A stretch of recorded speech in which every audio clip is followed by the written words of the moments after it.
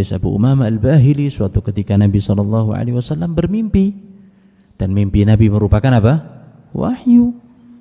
Nah, ataya bi rajulan, aku didatangi oleh dua orang. Fa akhadha bi dhub'i, dua orang itu mengambil pundakku.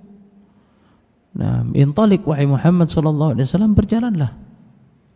Fantalakna, kita pun berjalan. Hatta ataya bi jabalan wa'ara, sampai kita mendapati gunung yang terjal. Gunung ini tandus. Nah, maka dua orang itu mengatakan, is'ad wahai Muhammad sallallahu alaihi wasallam, naiklah. Nabi bersabda, ana la utiquhu, saya enggak mampu, saya enggak bisa. Gunung ini terlalu curam. Terlalu tajam gunung ini.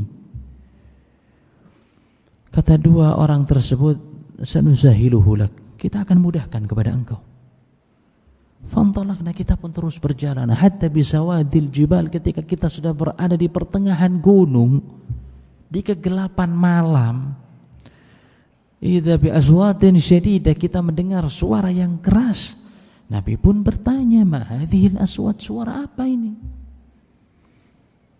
Maka dijawab, hadza wa'u ahli nar, ini adalah jeritan suara penghuni api neraka. Maka Nabi SAW berlindung kepada Allah.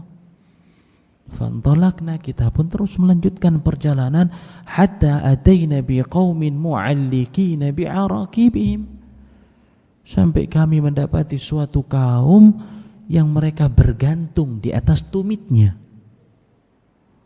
Tumitnya di atas, kepalanya di bawah. Tumit itu mana? Kaki. Kakinya di atas, kepalanya di bawah. Musyaqqaqatan asdaquhum. Mulut-mulut mereka ini robek. Robek di kanan, robek di kiri, kaum-kaum tersebut. Kakinya di atas, kepala di bawah. Mulut mereka robek. Tasilu min asdaqihim dama. Mengeluarkan darah bercucur dari mulut-mulut mereka yang robek itu. Nabi SAW merupakan seorang yang rahim, iba melihat pemandangan seperti itu.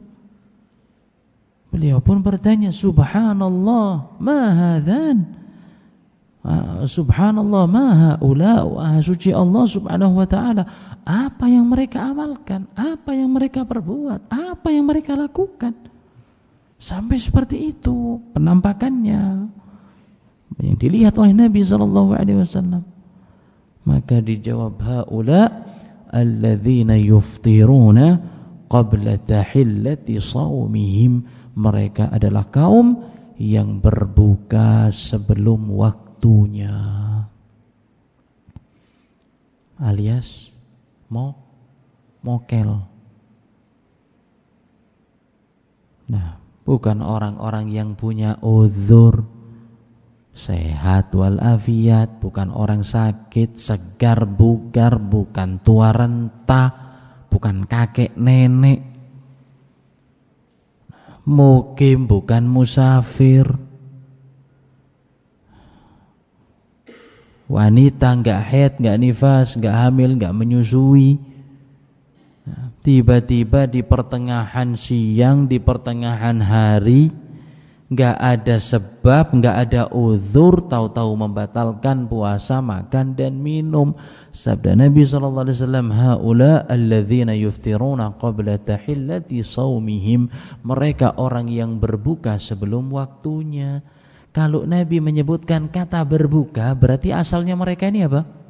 Berpuasa. Lantas bagaimana azab bagi orang-orang yang memang betul-betul tidak puasa? Ini yang puasa tapi berbuka, seperti itu azabnya. Oleh sebab itu ikhwani afizakumullah, para ulama mereka mengambil hukum bagi yang berbuka tanpa ada uzur syar'i, enggak ada qadha. Karena qadha itu bagi orang-orang yang memiliki uzur, mereka sudah terjatuh yang berbuka tanpa ada uzur syar'i kepada dosa besar yang mewajibkan dia untuk istighfar, bertaubat kepada Allah Subhanahu wa taala dengan taubatan nasuha, memperbanyak amalan-amalan baik dan sedekah karena perkaranya besar, diancam dengan azab pada hadis Nabi sallallahu alaihi wasallam.